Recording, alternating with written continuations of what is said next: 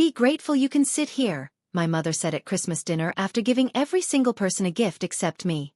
My uncle laughed from across the table. Be glad we still remember your name. 14 people laughed. I was the 15th person there. I wasn't laughing. I looked at the empty space in front of me. I was the only person at the table with no wrapped gift, no ribbon, no card. And something clicked in my mind. Not anger. Something quieter. Something final. I smiled and said 3 words. Good to know.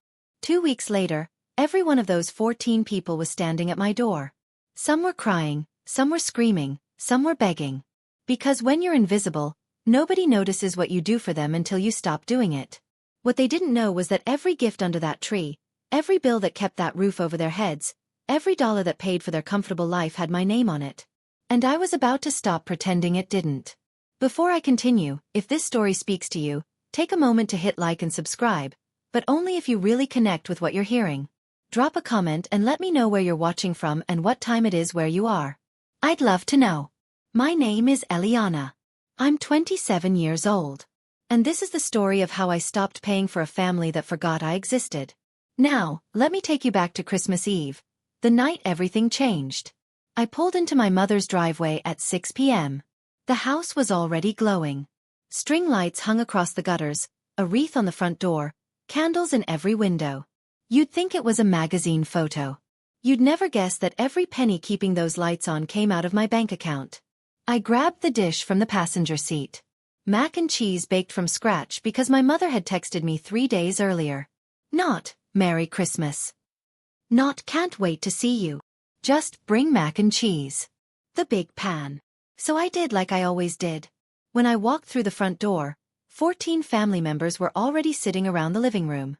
Cousins on the couch, Uncle Rick in the recliner with a beer, Aunt Louise refilling the punch bowl, and my little sister Megan standing next to the Christmas tree with her phone out, taking a selfie with our mother. Nobody looked up. I stood in the doorway holding a 9-pound casserole dish and waited for anyone to say hello. 3 seconds. 5. 8. My mother finally glanced over Megan's shoulder. You're late. Put the dish in the kitchen. No hug. No Merry Christmas. No, thanks for driving 40 minutes after a 12-hour night shift. I walked through the living room. Past my cousin Marcus, who didn't move his legs off the ottoman. Past Uncle Rick, who raised his beer but didn't look at me. Past the Christmas tree where a pile of beautifully wrapped gifts sat in a perfect pyramid underneath. In the kitchen, I set the dish on the counter and looked through the doorway at the dining table. 14 place settings, real plates, cloth napkins, the good glasses. And at the far end, squeezed between the wall and the kitchen doorway, a metal folding chair. I didn't have to ask who it was for. The sound of wrapping paper crinkling under the tree drifted through the house. And I remember thinking, this feels like every Christmas. I just never let myself say it out loud before. Dinner was loud and warm for everyone else. I sat on the folding chair, which wobbled every time I reached for the bread basket. And I smiled and passed dishes and refilled my mother's water glass twice without being asked, because that's what I do. That's what I've always done. After the plates were cleared, by me, obviously, my mother stood up and walked to the Christmas tree. The room got excited. This was the moment. Diane Ingram's yearly gift ceremony. She picked up the first box. For my beautiful Megan. A soft gasp from Megan as she opened it. AirPods Pro, the newest ones. $249. I knew the price because I'd seen them in my mother's Amazon cart 3 weeks ago on the account that was linked to my debit card. For my baby brother Rick. A North Face puffer jacket. Rick held it up like a trophy. $350. For cousin Sarah. You deserve this, honey. A gift card and a candle set. For Louise, my rock. A cashmere scarf. For Marcus. A watch. On and on she went. 13 gifts. Each one handed over with a warm word, a hug, a little show of kindness. I counted 13 boxes opened, 13 smiles, 13 thank yous. Nothing in front of me. Not a card, not a candy cane, not even my name. My mother sat back down and smoothed her napkin on her lap like the show was over. I heard my own voice before I realized I was speaking. Quiet. Almost a whisper. Mom, did I She didn't even turn her head. Just cut me off mid-sentence. Eyes still on the table. Be grateful you can sit here. The room went silent for exactly half a second. Then Rick filled it. Be glad we still remember your name, Rick said, leaning back in his chair with that grin. The one he always wore when he was about to make people laugh at someone else. And the room gave him exactly what he wanted. 14 people. Laughter. Not the mean, cruel kind. Worse, the easy, comfortable kind. The kind that says, this is normal. This is how it's always been. This is funny because it's true. Megan looked down at her phone. She didn't laugh, but she didn't say anything either. I sat there on my folding chair and felt something I can only describe as heat. Not in my face. Not embarrassment. In my chest, behind my ribs. Like a tiny flame that had been flickering for years and just found fuel. My hands were cold. My jaw was tight. And for the first time in 27 years, I didn't rush to laugh along. I didn't say, oh stop, or, you guys are terrible, or any of the little lines I'd memorized to make everyone comfortable with treating me like furniture. I looked at my mother. She was already talking to Louise about New Year's plans. I looked at Rick. He was pulling the tag off his new jacket. I looked at the empty space in front of me. The spot where a gift should have been. And I made a decision so quiet that nobody in the room noticed it happening. I picked up my water glass, took a sip, and set it down. Good to know. That's all I said. 3 words. Come. Almost friendly. Nobody reacted. Nobody asked what I meant. Why would they? I was Eliana. I didn't make scenes. I didn't push back. I showed up. I brought the mac and cheese. I cleaned up. And I left. 2 weeks later, they'd learn what good to know actually meant. I stood up, folded the metal chair, and leaned it against the wall. Nobody noticed that either. I grabbed my coat from the pile on the armchair and pulled it on. Merry Christmas, everyone. A few people mumbled something back. One cousin waved without looking. Megan was already showing her new AirPods to Sarah. But then from the corner of the room, I heard a small voice come through the iPad propped up on the bookshelf. My grandmother, Lorraine Harmon, 78 years old, watching the whole party from her room at the assisted living home 30 miles away. Merry Christmas, sweetheart, she said.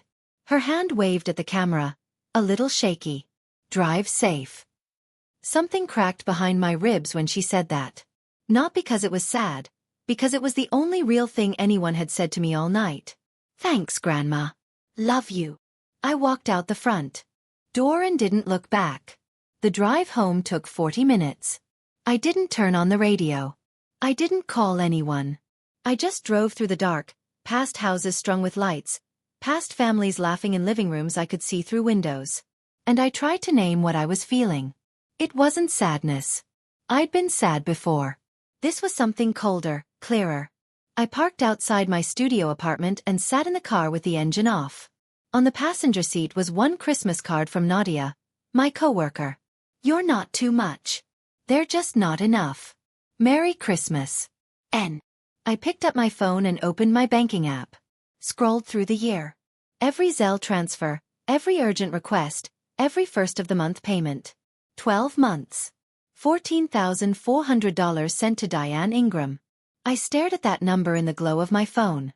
Engine off. December air pressing against the windows. $14,400. And, be grateful you can sit here. I didn't cry. For the first time in a long time, I didn't cry. And that scared me more than anything. To understand why I sat on that folding chair for 27 years, you need to understand who I was at 16. That was the year my mother's second husband left. Paul, Megan's father, the man my mother actually loved. He packed 2 suitcases on a Tuesday afternoon and drove to his brother's house in Nevada. And just like that, everything fell apart. The rent was late. Then it was 2 months late. The fridge went from full to half empty to bare. My mother stopped getting out of bed before noon. And 12-year-old Megan started asking me, not Mom, what was for dinner? One evening, my mother came into the kitchen while I was heating canned soup and said 5 words that became my entire way of living. You're the oldest. You understand. That was it. No family meeting, no conversation, no asking if I was okay. Just a load of responsibility dropped on my shoulders like a wet coat. From that day I cooked. I cleaned. I picked Megan up from school. I signed permission slips when my mother forgot. I got a part-time job at a sandwich shop downtown. 16 years old, scraping mayonnaise into bins at 11 p.m. on school nights, and handed my paychecks to my mother for groceries. Megan did none of this. Megan's still little. Megan needs to focus on school. I was 4 years older. Apparently that made me staff. I remember the one time I brought home something for myself. I'd won first place at the district science fair. A real plaque, not a ribbon. I carried it through the front door like it was made of gold and taped it to the refrigerator next to Megan's drawings. The next morning, it was gone. My mother had taken it down to make room for Megan's birthday party guest list. I found the plaque in the junk drawer 2 weeks later under a pile of takeout menus. I never hung anything on that fridge again. Fast forward 6 years. I'm 22, freshly licensed as a registered nurse, working my first real job on the night shift at a community hospital. Tired all the time but proud. For the first time in my life, I had a paycheck with a comma in it. The phone rang 3 weeks into my first month. "Baby, I'm in trouble." My mother's voice.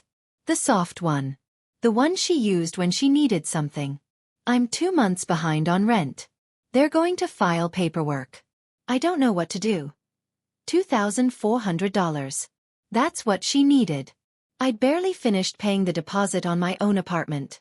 But she was my mother. And the old script kicked in before I could even think about it. "I'll send it tonight, Mom. You're a blessing, Eliana. I'll pay you back when I'm on my feet." She never paid me back. Not that month. Not ever. What she did instead was find a new emergency every 30 days. The electric bill was past due. Megan needed a laptop for school. Rick's car broke down and he needed help. Because Rick lived with my mother now, apparently, and his problems were her problems, which meant his problems were my problems. The requests stopped being requests. They became expectations. My phone would buzz on the first of every month like an alarm. And my mother's tone shifted from grateful to businesslike. "Send it before Friday." "I need it before Friday." "No, please." "No, thank you." Just a deadline. I told myself this was what family did. I told myself I was lucky to be in a position to help. I told myself a lot of things at 3 a.m. between patient rounds while my bank balance dipped lower and lower and my savings account stayed at exactly 0. The Zelle notifications became a rhythm I stopped hearing. The way you stop hearing a clock that's always ticking. Thanksgiving, the year before the Christmas that changed everything. My mother decided to host. Big dinner, the whole family, the works. She called me 2 weeks in advance. "I need $800 for groceries and decorations. This is important. Eliana. The family hasn't been together in 2 years." I sent it. $800. More than a week's take-home pay. I figured at least I'd be part of something. At least there'd be a moment where she looked at me across the table, and I could see something that felt like recognition. The table was beautiful. Turkey, glazed ham, 3 kinds of pie, real centerpieces with candles and little pumpkins. My mother had outdone herself, or so everyone believed. After the meal, she stood up, clinked her glass with a fork. "I just want to say something." Her voice cracked with practiced emotion. "Being a single mother has been the hardest thing I've ever done. But looking at this table at all of you, I know I did something right. I did this all by myself, and I'm proud of that." The room erupted. Applause. Aunt Louise wiped her eyes. "Diane, you're amazing. I don't know how you do it." My mother pressed a hand to her chest and mouthed, "Thank you." I sat at the end of the table, not a folding chair that year, but close, and felt every word land like a brick on my chest. She did this all by herself. All by herself. I looked at the turkey. My money. The centerpieces. My money. The house we were sitting in. My lease, my money, my name on the dotted line. And then Rick leaned across the table and said to me, grinning, "You should learn from your mother, Eliana. She never complains." I picked up my fork, stabbed a piece of pie, and smiled so hard my jaw ached. 6 months before Christmas. July. The hottest week of the year. And the only time I tried to say something. I'd been up for 20 hours. Double shift. My feet were swollen. My scrubs smelled like antiseptic. And when I got home, I sat on the edge of my bed and opened my banking app out of habit. The numbers stared back at me. And for one reckless moment, I let myself feel what I'd been burying. I called my mother. "Mom, I need to talk to you about the money." "What about it?" "I've been sending money every month for 3 years, and I think I just need to cut back a little. I'm trying to save for—" She cut me off like I'd said something wrong. "So you're going to let your mother be homeless after everything I sacrificed?" "Mom, that's not what I'm—" Phase 2. The tears. I could hear them activate on the other end of the line like someone flipped a switch. "I gave up my life for you girls. I put food on the table when your father walked away, and this is what I get." I tried one more time. "I'm not saying I'll stop completely. I just—" Phase 3. The weapon she knew I couldn't block. "Fine." Her voice went flat. "Guys, I'll tell the family.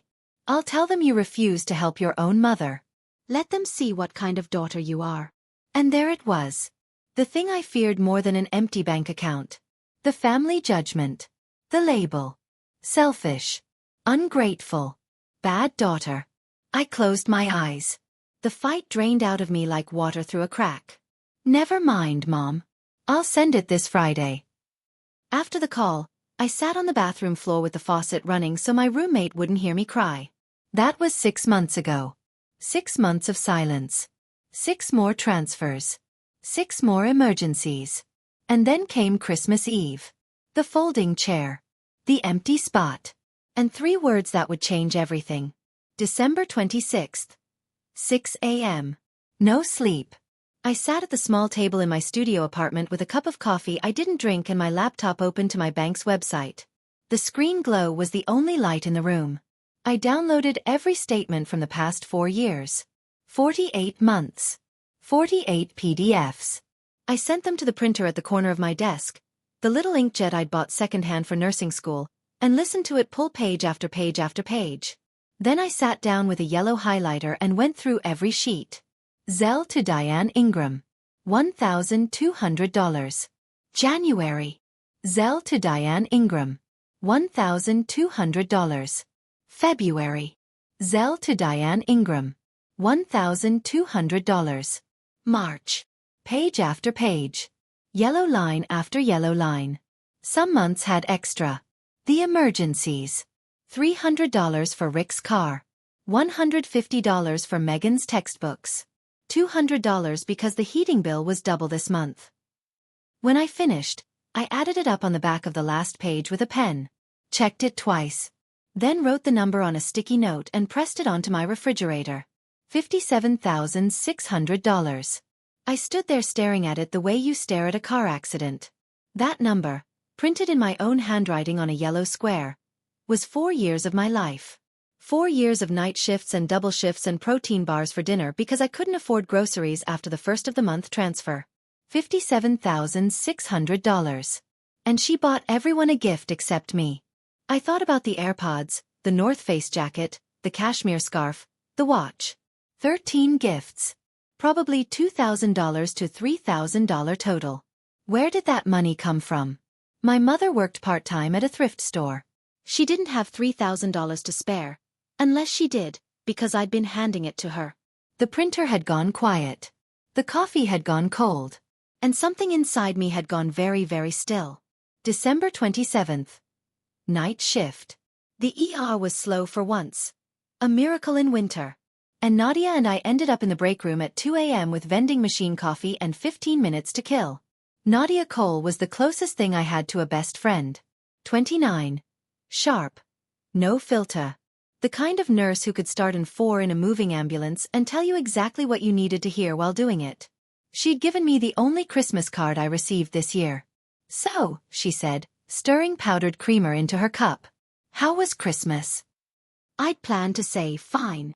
I'd practiced the word in the car on the way to work. But when I opened my mouth, what came out instead was everything. The folding chair. The gifts. My mother's voice. Rick's joke. The laughter. The number on the sticky note. My hands shook around the coffee cup. Nadia noticed. She didn't interrupt. When I finished, she was quiet for a long time. Then she set down her cup and looked at me like a surgeon looks at an X-ray. Eliana, that's not family. That's a subscription they forgot to thank you for. I let out a breath I didn't know I was holding. She asked 2 questions. Direct. No ceremony. Whose name is on the lease? I blinked. Mine. I signed it when Mom's credit was too low to qualify. And does your family know you're the one paying for everything? No. Mom tells everyone she handles it herself. Nadia leaned back in her chair. The vending machine hummed behind her. Then you have 2 things they don't know about. The bank statements and the lease. And that's not revenge, Eliana. That's just the truth. The break room was quiet. Just the hum of the vending machine and the faint beep of a monitor down the hall. But inside my head, for the first time in years, something was clicking into place. December 28th. My day off. I spent it doing something I should have done 4 years ago. I pulled the document box from the back of my closet. The one where I kept tax forms, nursing certifications, and everything else I filed and forgot about. Near the bottom, in a manila folder, I found it. The lease. Dated 4 years ago. 2 pages. Blue ink signatures. Apartment management company logo in the top corner. Tenant. Eliana Ingram. Authorized occupants. Diane Ingram, Megan Ingram. Rick Harmon was nowhere on the document. He had moved in sometime the 2nd year. Just staying for a few weeks. That turned into permanent. No one ever updated the paperwork. No one ever asked. I unfolded the pages on my kitchen table and read every line. Then I picked up my phone and called the property management office. The receptionist transferred me to the property manager. A woman named Patricia Leong. Professional, calm, the kind of voice that read contracts for a living. Miss Ingram, how can I help you? I'd like to ask about my options for the lease at Unit 14. Specifically, what happens if I choose not to renew? A brief pause. The sound of keys clicking. You are the sole leaseholder on that unit, Miss Ingram. Your current term ends January 31st. If you wish not to renew, you need to submit a 30-day written notice. We'll send formal notification to all listed occupants. And if someone's living there who isn't on the lease, if they refuse to leave? Anyone not on the lease has no legal right to remain after the term expires. That would be handled through standard procedures. I thanked her and hung up. Then I sat there looking at the lease, the bank statements, and the calendar on my phone. January 31st. 33 days away. 33 days. And the woman who told me to be grateful I could sit in her house was sitting in mine. December 29th. I drove 30 miles to Greenfield Assisted Living with a small bouquet of carnations and a container of homemade brownies. My grandmother's room was warm and smelled like lavender hand lotion. She was sitting in her recliner by the window when I walked in, reading glasses low on her nose, a crossword puzzle in her lap, the TV playing some Christmas movie with the volume turned down. Lorraine Harmon. 78 years old. The only person in my family who had ever looked at me like I was enough. There's my girl, she said, and her face lit up in a way my mother's never had. I sat on the edge of her bed, and she asked how Christmas went. And I really tried to say it was fine. But her eyes caught mine. And there was no lying to this woman. There never had been. So I told her everything. She listened without moving. When I got to the part about the folding chair, her jaw tightened. When I got to Rick's comment, her hand gripped the arm of the recliner. When I finished, she took off her glasses and cleaned them slowly, the way she always did when she was choosing her words. I knew Diane favored Megan, she said quietly. I've told her more than once. But I didn't know you were paying for all of it, sweetheart. She told me she was managing on her own. I pulled up the bank statements on my phone and held it out to her. She adjusted her glasses and scrolled through the screen, line by line. Her hand trembled. Not from age this time. $57,000. Her voice was barely a whisper. And she told me she was managing on her own. She set the phone down and took both my hands. Her grip was stronger than I expected. You listen to me, Eliana. You don't owe anyone for the privilege of being mistreated. And if you need me to say that in front of the whole family, I will. Behind us, the TV played silent scenes of a family opening presents around a fireplace. Neither of us looked. December 30th. My shift ended at 6 a.m. The sun wasn't up yet. I sat in my car in the hospital parking lot with the engine off and the heater fading. I opened the Notes app on my phone and started a list. Things I currently do for my family. Rent. $1,200 per month. Utilities. About $150 per month. Random emergencies. About $200 per month average. Organize Thanksgiving dinner. Organize Christmas dinner logistics. Buy gifts on behalf of my mother and deliver them. Fix whatever Rick breaks. Then I made a second list. Things my family currently does for me. I stared at the blank space under that heading for a long time. There it was. 2 lists. One full, one empty. 4 years of evidence distilled into the length of a phone screen. I didn't hate my mother. I want to be clear about that. Even after everything, I didn't hate her. I hated what I'd become in her story, the invisible engine that kept the lights on so she could stand in the glow and take credit. But I couldn't pay $1,200 a month to sit on a folding chair anymore. I couldn't fund a show I wasn't even cast in. The plan was simple. 4 steps. Stop sending money starting January 1st. Don't renew the lease. Submit the 30-day notice through Ms. Leong. Send the bank statements to Megan, not to punish her, but because she deserved to know where her life had actually been coming from. And the last step, the hardest one. Do nothing else. Don't argue. Don't explain. Don't chase anyone. Just let the truth and the consequences arrive on their own schedule. I typed one more line at the bottom of the note. If they ask why, tell the truth. But don't knock on anyone's door. I put the phone down and started the car. The sky was turning gray at the edges. It felt like the first morning of something. At this point, I kept asking myself one thing. Why did I wait so long? 4 years. $57,600. And it took a missing Christmas gift for me to finally see the whole picture. Maybe I already knew. Maybe I just didn't want it to be true. Have you ever had that moment where you suddenly realized you'd been the one funding your own mistreatment? Tell me in the comments. I want to know I'm not the only one. January 1st. New Year's Day.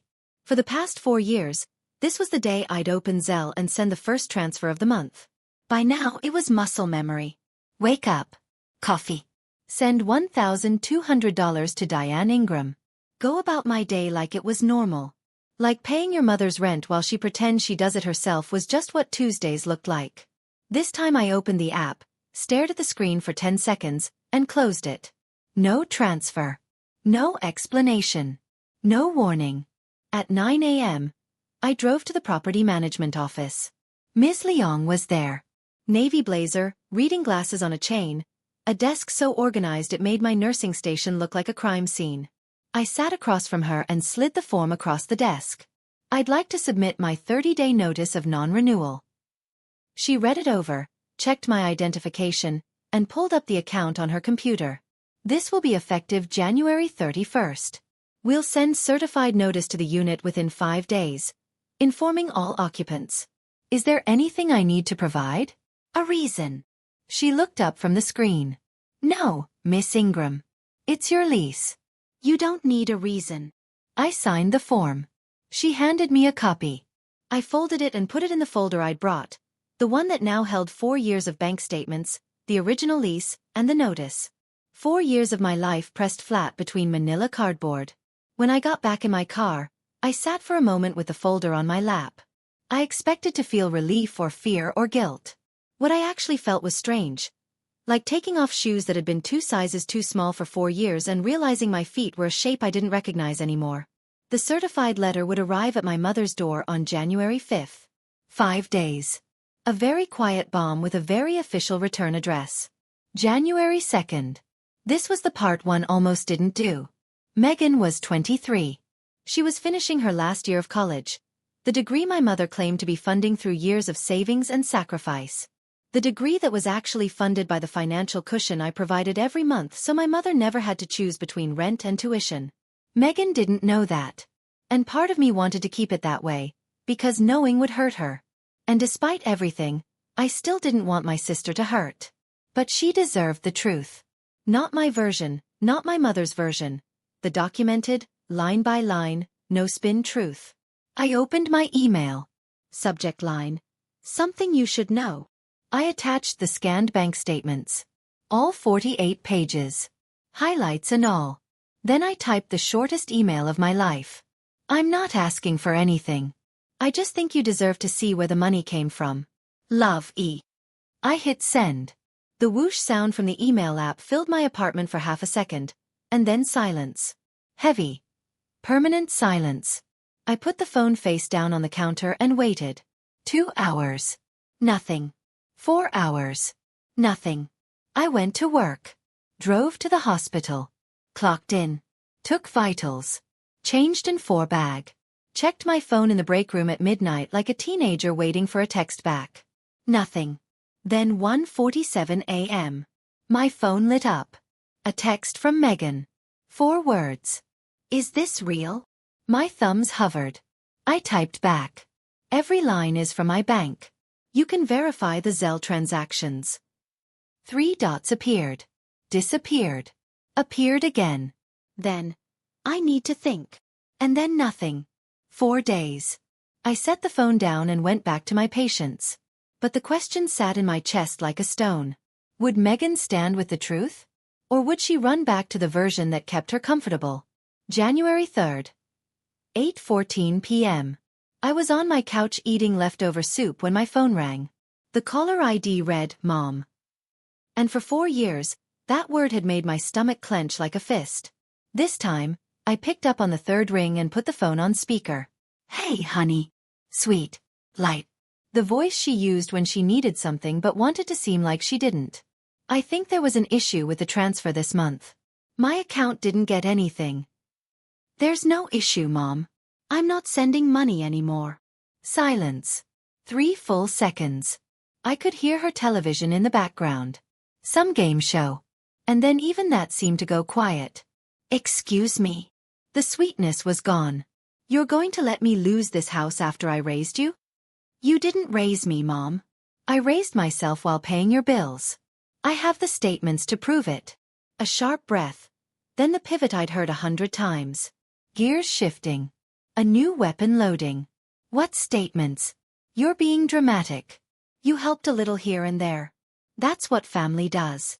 $57,000 in 4 years is not a little here and there. We both know that. Another silence. Shorter this time. I could almost hear her calculating, running through the playbook, looking for the tool that had always worked before. And then she found it. Fine. Cold. Flat. A door slamming shut. I'll tell everyone what you're doing. Everyone will know what kind of daughter you are. And there it was. The threat that had kept me obedient since I was 16. The family judgment. The public shame. Except this time, for the first time, I had an answer. Go ahead, Mom. I'll send them the bank statements. The line went dead. No goodbye. Just the abrupt beep of a call ended by someone who, for the first time in 4 years, didn't have a script for what just happened. January 4th. The group chat exploded at 9 in the morning. I was getting ready for my shift when my phone started pinging. Rapid fire. The kind of notification avalanche that makes the phone buzz itself across the counter. The family group text. 31 members. I never posted in it, but I never left it either. Force of habit, or maybe self-punishment. My mother had sent the first message at 8:47 a.m. I'm heartbroken. Eliana told me she's cutting me off financially. I don't know what I did wrong. I've always tried to be a good mother. Then the flood. Aunt Louise, 8:49. Eliana, how could you do this to your mother? She's done everything for you girls. Cousin Sarah, 8:52. That's so sad, Diane. You don't deserve this. Marcus, 8:55. That's cold. She's your mom. Rick, 9:01. I always knew she was selfish. Apple doesn't fall far from the tree. That last one landed like a slap. Apple doesn't fall far from the tree. He was talking about my father, the man who left before I was born. The wound my mother had spent 27 years making sure never healed. 23 messages in 2 hours. 23 people who had never once asked me how I was doing. Never once questioned where Diane's money came from. Never once noticed the folding chair. all suddenly experts on what kind of daughter I should be. Not a single one asked for my side. I read every message. My hands shook. Not from fear. From the specific scorching anger of being tried in absentia by people who didn't have a single fact. I didn't reply. I didn't type a single word. What I did was screenshot every message, one by one, and save them to a folder on my phone. Because the truth was coming. It just wasn't coming today. January 5th. The certified letter from the property management office arrived at my mother's door. I know the exact moment she opened it because my phone rang at 4:22 p.m. And the voice on the other end wasn't my mother's careful performance voice or her guilt voice or her cold threat voice. It was something I'd never heard before. Panic. What is this? She was breathing like she'd been running. You're evicting me? Your own mother. I'm not evicting you, Mom. I'm not renewing my lease.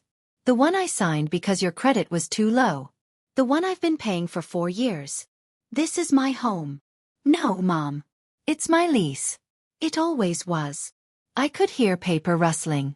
The notice being turned over and over in her hands as if reading it again would change the words on the page. Tenant non-renewal. Eliana Ingram. Effective January 31st. You can't do this. Her voice cracked, not with sadness, with the sound of something she'd always controlled suddenly slipping out of her grip. I have nowhere to go.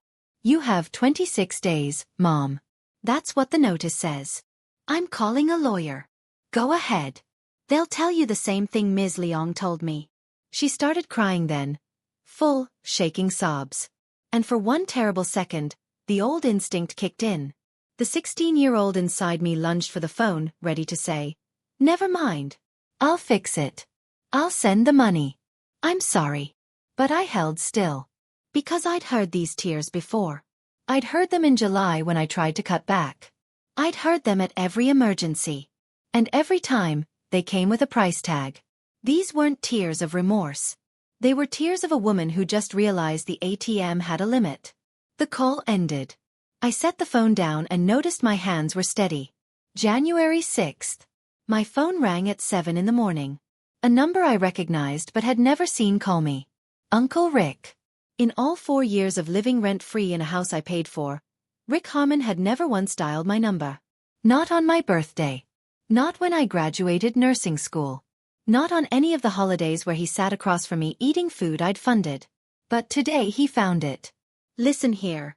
No hello. No hey Eliana. Just Rick. Full volume. Like he was yelling at a bartender. I don't know what game you're playing, but you need to fix this now. Uncle Rick, your name isn't on the lease. It never was. You weren't even supposed to be living there. Silence. The kind of silence that sounds like someone running headfirst into a wall they didn't see. What? What does that mean? It means when the lease ends, you need to find somewhere to go. Just like Mom. The bluster drained out of his voice like water out of a bathtub. What replaced it was something small and whiny. A tone I'd never heard from the man who loved making rooms laugh at my expense. I'm almost 50. Where am I supposed to go? You're going to throw your uncle out on the street. I let that hang in the air for a beat. Then I said it. 6 days ago, you couldn't remember my name. Now you know my phone number. Dead air. Then a click. He hung up without another word. I put the phone down and poured a glass of water. Took a sip. Set it on the counter next to the sticky note that still read, $57,600. Rick wasn't laughing anymore. And for once, neither was anyone else. January 7th. My mother did what she always did best. She took control of the story. I found out through Megan, who sent me a text at 6 p.m. Mom is on a call with everyone.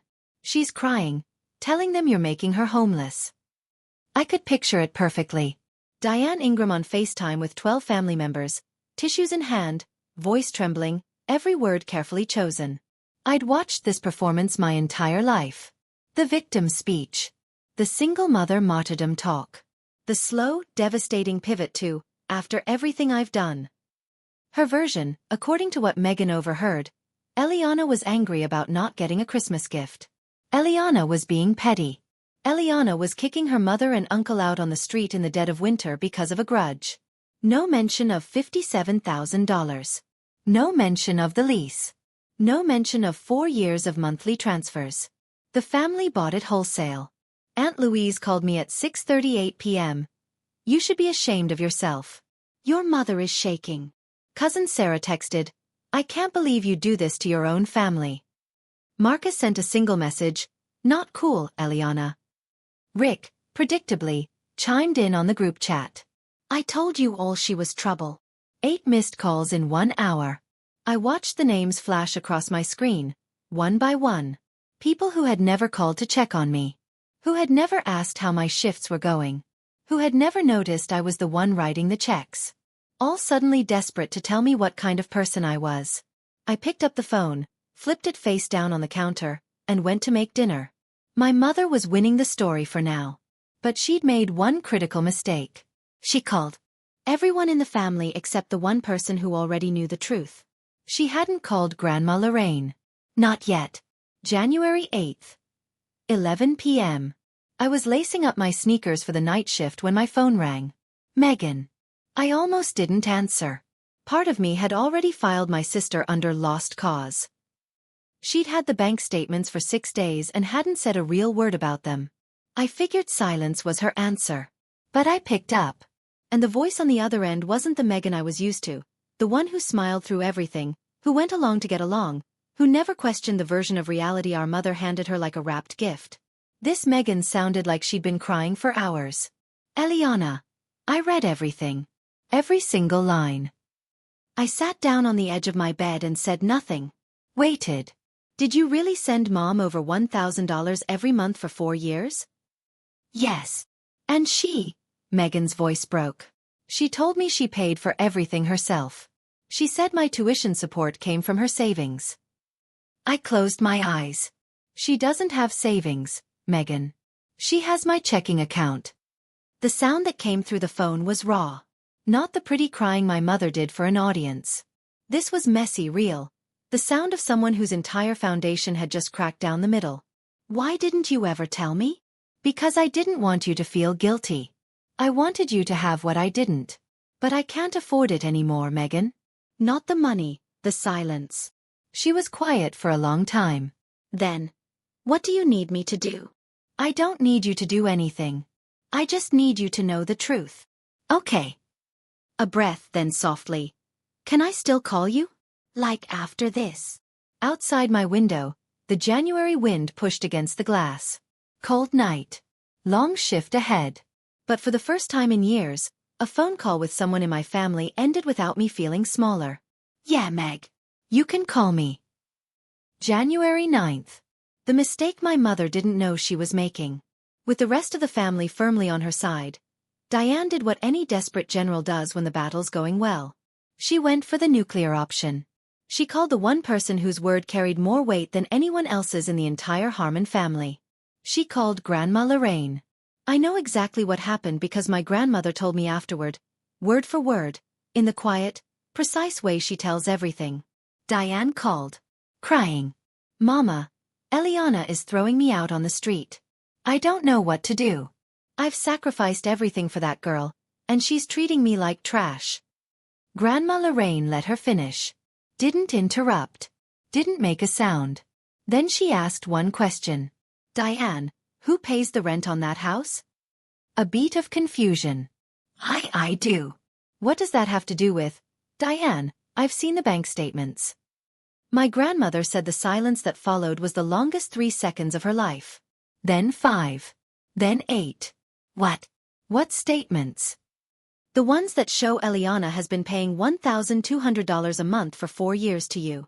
Is that true, Diane? Nothing. No answer. No denial. No tears.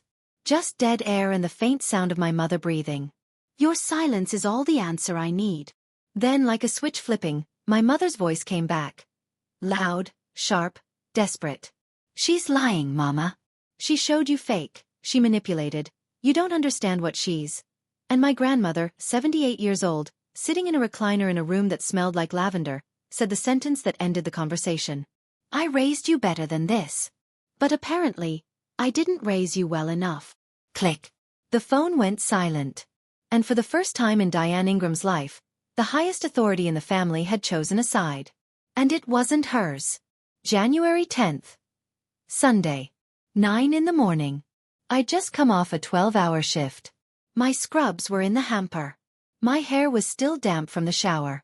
And I was standing barefoot in my kitchen, pouring coffee into the one good mug I owned, when I heard it. Not knocking, pounding. 3 heavy hits against my front door that rattled the deadbolt. Then my mother's voice. Rah. Wrecked. Nothing like the composed woman who hosted Christmas dinner 2 weeks ago. Eliana. Open this door. We need to talk.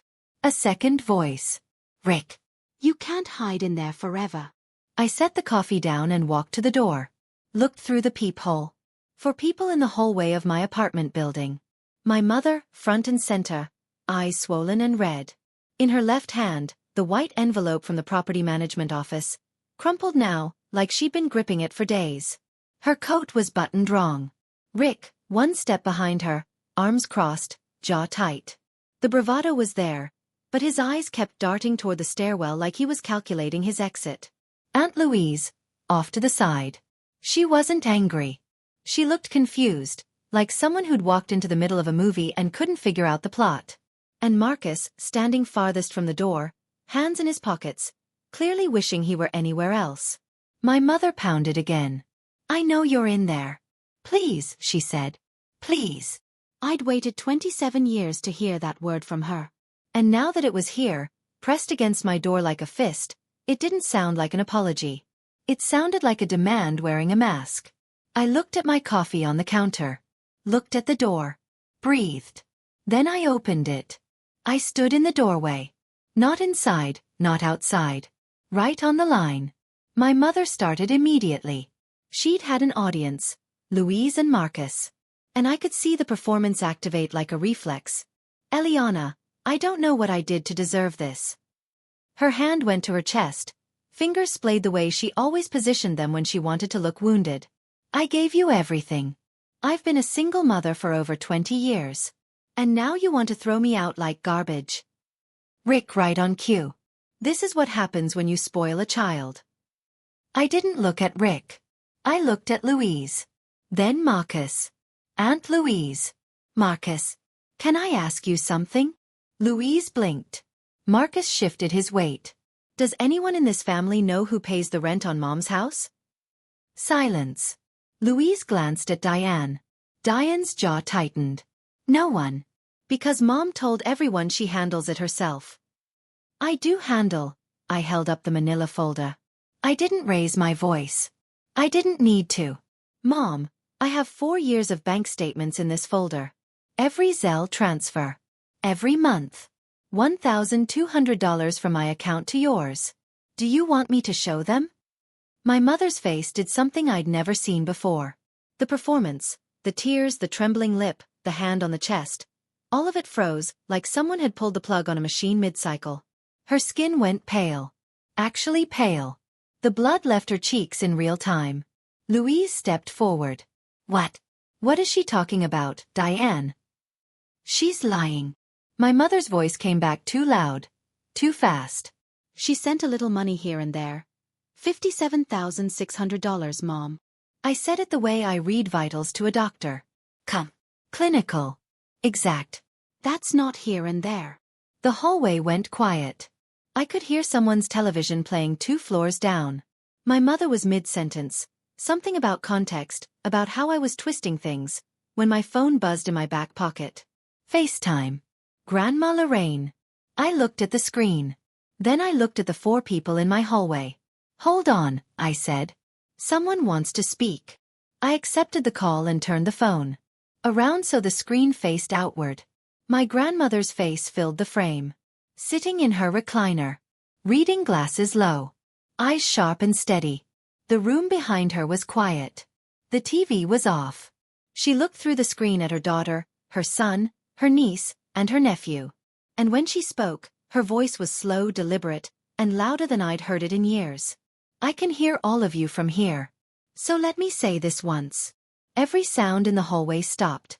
Louise's hand froze halfway to her mouth. Marcus didn't blink. Rick looked at the floor. My mother stared at the screen like she was watching a door close in slow motion. Diane, I love you. But I've seen the bank statements. Every page. Eliana has been paying your rent, your utilities, and your emergencies for 4 years. She paid for the food at Thanksgiving. She paid for the gifts you handed out at Christmas. Every single one. She paid for everything. And you couldn't even give her a card. Nobody breathed. My mother whispered, "Mama, you don't understand." "I understand perfectly." My grandmother's voice didn't waver.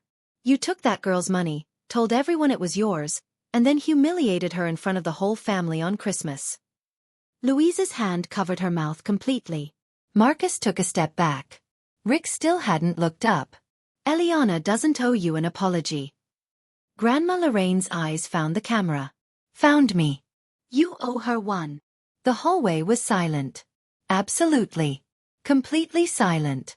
Just the sound of my grandmother breathing through the phone speaker and the muffled hum of a building full of people who had no idea that in apartment 4B, an entire family was standing still. My grandmother's face watched from the phone screen. No one had moved. Then my mother did what she always did when every other weapon failed. She tried to rewrite the story one more time. "So this is what you want?" Her voice shook, but not with grief. With fury dressed as heartbreak. "To destroy this family?" I looked at her. Really looked at her. And for the first time in my life, I didn't see the woman I'd been trying to earn love from. I saw a woman who had been given everything and called it nothing. "No, Mom. I don't want to destroy anything. I just can't keep building something with my money that doesn't have room for me." She opened her mouth. I didn't wait.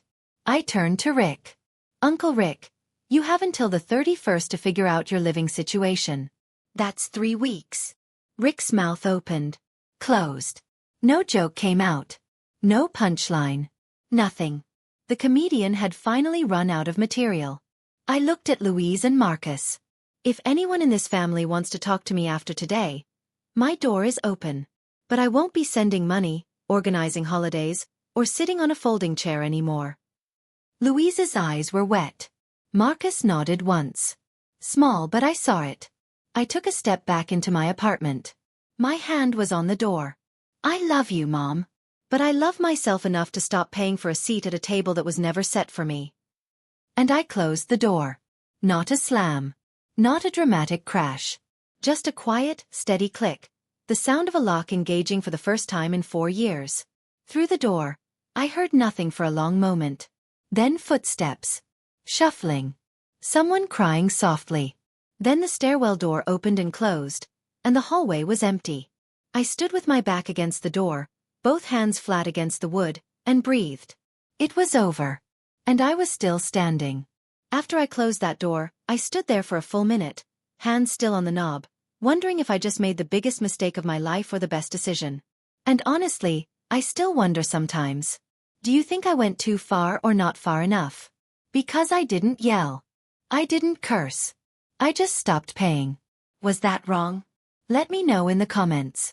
I've read every single one, and some of your stories hit harder than mine. January 31st. The lease expired. I wasn't there when they moved out. I didn't need to be.